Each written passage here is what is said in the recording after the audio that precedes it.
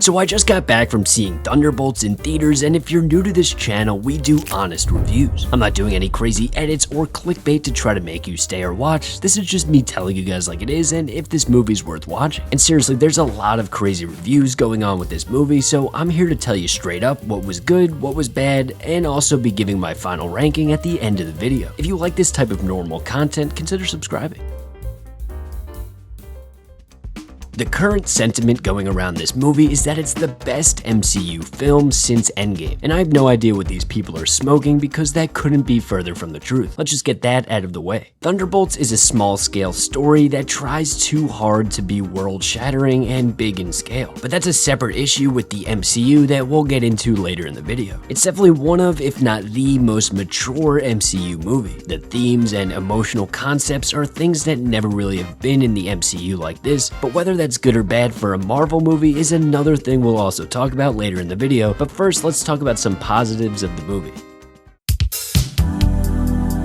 Immediately from the opening credits, you get a serious vibe, and it's got a great opening sequence that shows you a mission that Florence Pugh is on with the classic MCU wit and humor. The cast of characters is very likable. Florence Pugh is funny and basically carries this movie. Her chemistry with David Harbour is very good, and although his shtick of unseriousness is a little played out, it works for most scenes. Now honestly, I've been out of the loop with the MCU, so I knew Elaine's character, but I didn't really know who she was or what the Ox group is, but essentially she's a politician who's also the head of a rich company that does evil stuff. Pretty classic, and she's good. I wouldn't say her character's anything remarkable. It's pretty classic Marvel villain type, nothing too special. The best part of the movie are the action sequences, which is what you can expect from Marvel. These are the most expensive action movies in the world. There's intentional camera work and beats to the action that feel well planned out. But about 30 minutes into the movie, we meet Bob, and honestly, his character is my biggest problem with the film, which is unfortunate because the whole movie relies on him, so let me explain.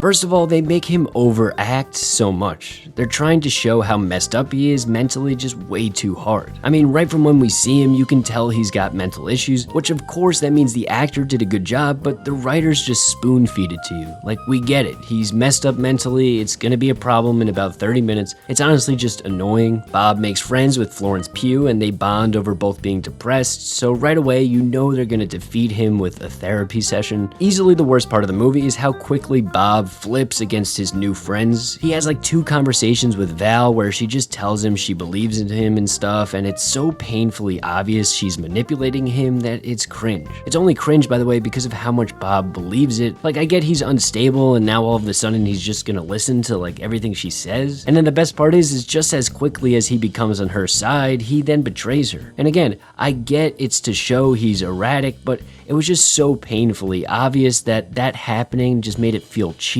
He also had no idea how to use his powers in one scene, and then all of a sudden he's like Superman and is unstoppable. That scene, by the way, with all the heroes and Bob was really cool, probably the best scene in the movie. But here's the main issue that stood out to me, and it's something I've been feeling for just a while in general. In this movie, all of New York is going into a shadow because of Sentry. Where the fuck is Spider-Man and Doctor Strange? It's the unfortunate problem Marvel has gotten themselves into with having big name actors is that they can't be in every movie. By the way, it's the same problem the Penguin show had, where was Batman during all that? But anyway, the solution to this, of course, is to just do something smaller scale. Not every climax has to be the whole city and world is ending and stuff. They could just do a simple story.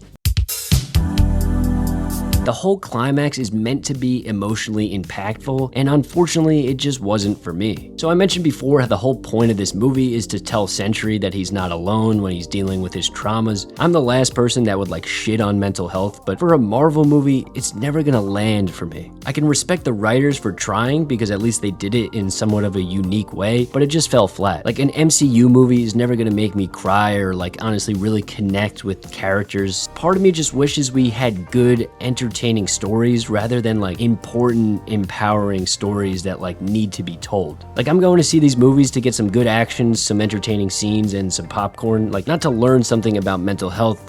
You're not alone. I hope what I'm saying makes sense, by the way. Like, I'm not hating on that message. I just don't think an MCU movie is the place that people should rely on getting that message from. What I will say about this movie, though, is that it's definitely better than some of Marvel's recent work, and it still has me excited for Fantastic Four, but the people that are telling you the old MCU is back are just wrong, and they're just trying to clickbait you. To be honest, I wouldn't say it's 100% worth watching, but you probably need to for continuity in the MCU. You definitely don't need to see it in IMAX or anything. I'm giving this a 3 out of 5 stars, which is average for me, and here are my updated rankings for 2025, and if you guys are curious, you can check out my letterbox, but let me know in the comments your rating and what you thought, and we could talk.